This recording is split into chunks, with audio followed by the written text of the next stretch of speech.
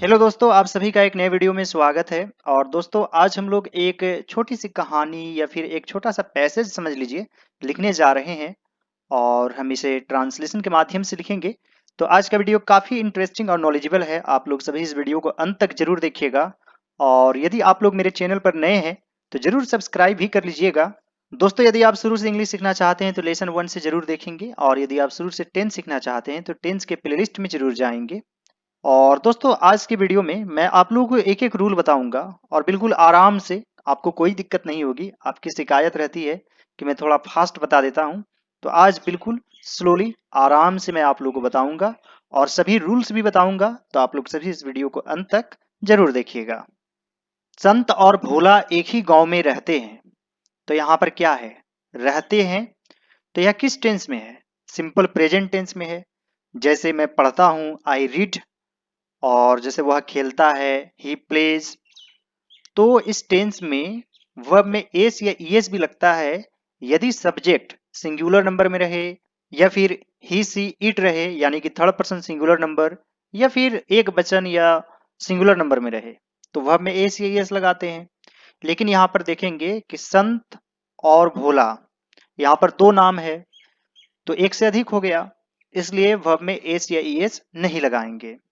और दूसरी बात कि सिंपल प्रेजेंट टेंस में एम इज आर का यूज नहीं होता है। तो सबसे पहले हम लोग सब्जेक्ट लिखेंगे। तो यहाँ पर सब्जेक्ट क्या है? संत और भोला। तो यहाँ पर लिखेंगे संत एंड भोला एक ही गांव में रहते हैं। तो सब्जेक्ट के बाद हमेशा वर्ब आता है, उसके बाद ऑब्जेक्ट आता है। तो यहाँ पर है रहते हैं, रहना का लीव होता है और लिव ही लिखेंगे।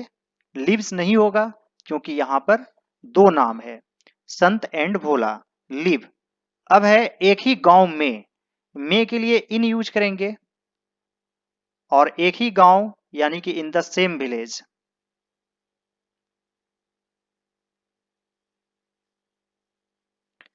संत and Bhola live in the same village. वे एक क्लास में पढ़ते हैं। तो यहां पर वे का दे लिखेंगे। They study in the same class. यह भी सिंपल प्रेजेंट टेंस में है।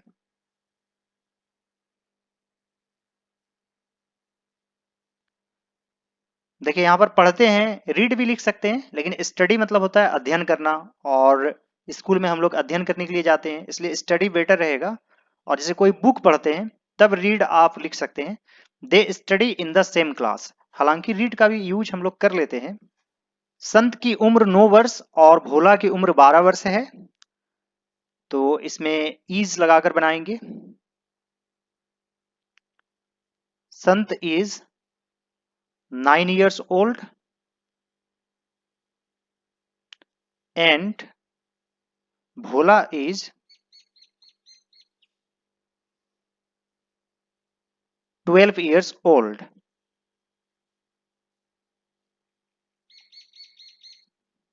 दोनों एक साथ स्कूल जाते हैं और एक ही साथ स्कूल से लौटते हैं। तो यह भी सिंपल प्रेजेंट टेंस में है। कैसे जानते हैं कि यह सिंपल प्रेजेंट टेंस में है? तो बस हिंदी में हम लोग देख लेते हैं कि लास्ट में ते है, यानी कि जो वर्ब होता है, क्रिया होती है, उसमें ता है, ते है, तीये रहता है। तो हम लोग समझ जाते हैं कि वह सिंपल प्रेजेंट टेंस में है। हालांकि इंग्लिश में कोई ऐसा रूल नहीं है। और बस हिंदी मीडियम के जो स्टूडेंट होते हैं या हिंदी बोलने वाले जो होते हैं, इस तरीके से बस समझाया जाता है। ऐसा कोई खास रूल नहीं है। दोनों एक साथ स्कूल जाते हैं। तो यहां पर क्या है? दोनों। दोनों के लिए क्या लिखेंगे? Both of them. Both of them यानी कि वे दोनों। मान लीजिए कि हम दोनों रहेगा तो बोथ ऑफ अस। और तुम दोनों रहेगा तो बोथ ऑफ यू। यहां पर हो जाएगा बोथ ऑफ देम। एक साथ स्कूल जाते हैं, गो to school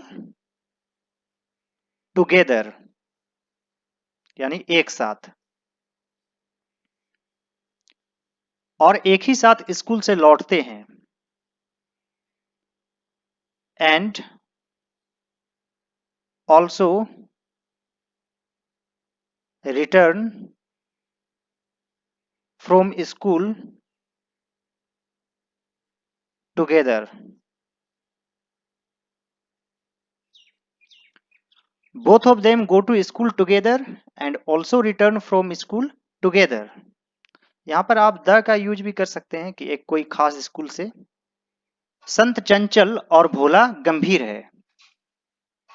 Sant is active and Bhola is, गंभीर के लिए आप सोबर का यूज कर सकते हैं, सॉबर, या फिर ग्रेव का भी यूज कर सकते हैं। संत is active and Bhola is sober. संत को पढ़ाई की अपेक्षा खेल में अधिक दिलचस्पी है। तो देखिए, की अपेक्षा यानी कि तुलना हो रहा है, और जब तुलना होता है तो देन का यूज होता है। जैसे मैं तुमसे अच्छा हूं या मैं तुम्हारी अपेक्षा अच्छा हूं, तो I am better than you. तो उसी प्रकार यहां पर होगा, संत को पढ़ाई की अपेक्षा खेल में अधिक दिलचस्पी है, तो यहां पर हो जाएगा संत इज मोर इंटरेस्टेड,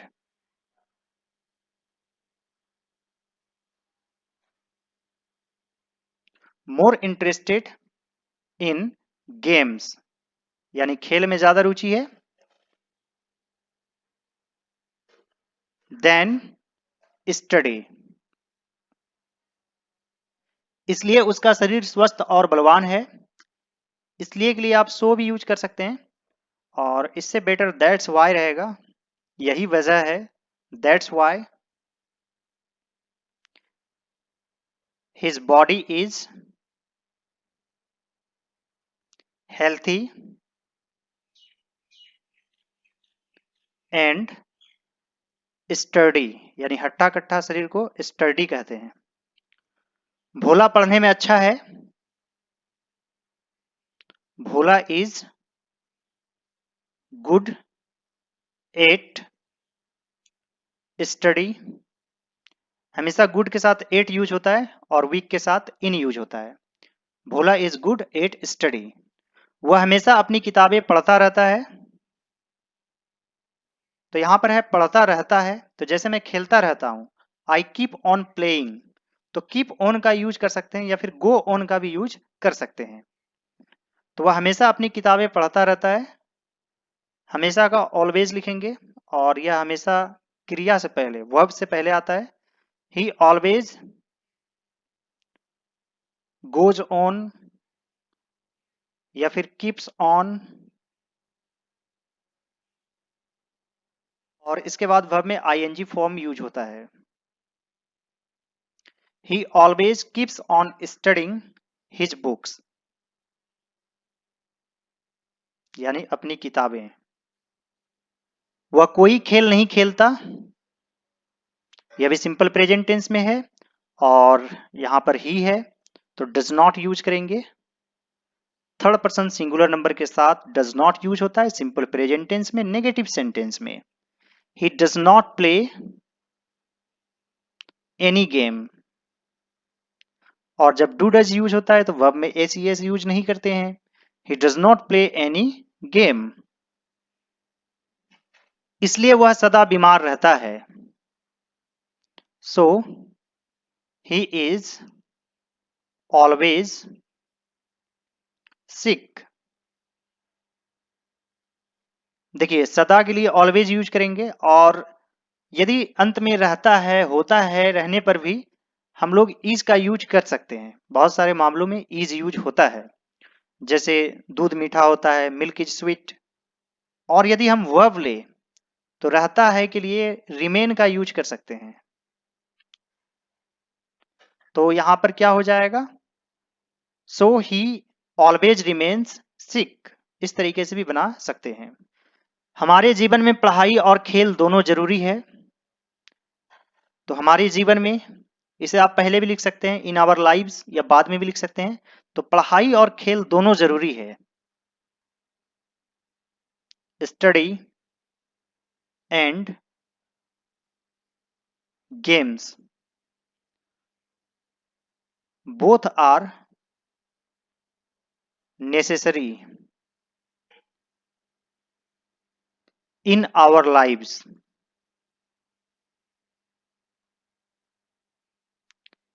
हमारे जीवन में, यानी कि एक से अधिक है इसलिए यहाँ पर लाइव्स यूज करेंगे। जैसे लीफ का प्लूरल फॉर्म क्या होता है? पत्ता का पत्ते यानी लीव्स, तो एफ को हटाकर भी एस ऐड कर देते हैं। तो उसी प्रकार यहाँ पर एफ को हटाकर भी एस यूज किया गया है। अंग्रेजी में एक कहावत है, स्वस्थ शरीर में ही स्वस्थ दिमाग रहता है। तो यहाँ पर लिखेंगे there is a proverb. Proverb means कहावत होता है, इसे सेइंग भी कहते हैं। There is a saying in English,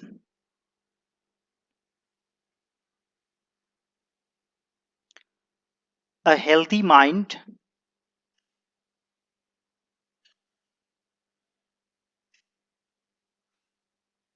lives in a healthy body.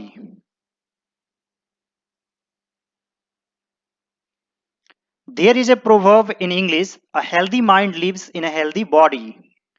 बहुत से विद्यार्थी खेलना पसंद नहीं करते हैं। Many students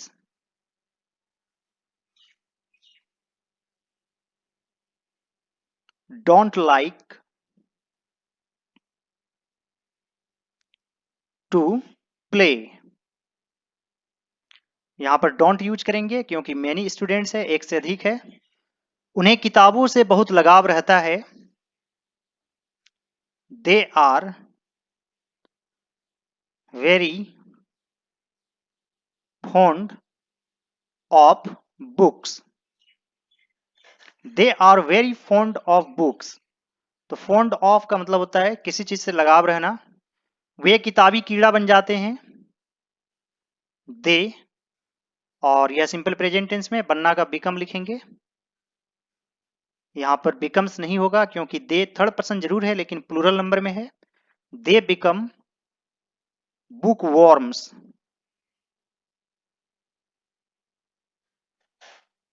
यानी कि किताबी कीड़ा बन जाते हैं।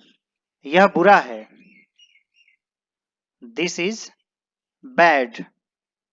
लेकिन बहुत देर तक खेल खेलना भी बुरा है।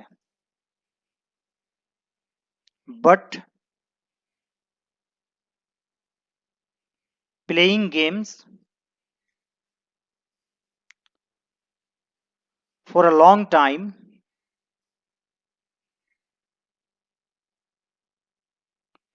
Is also bad.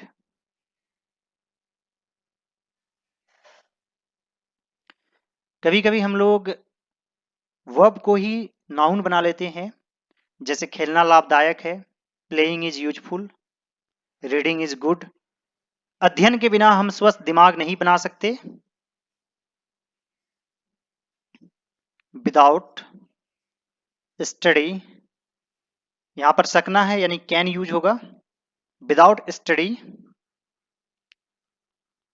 We can't make our mind healthy.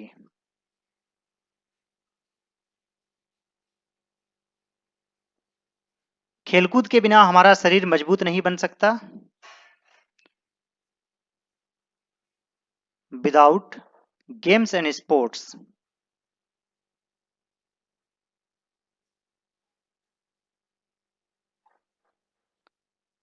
Our body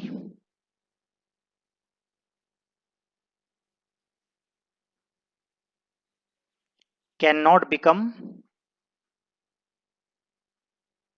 strong.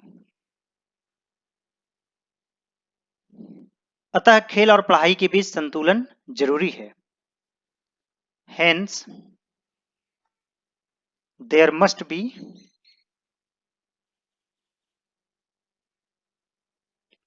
a balance between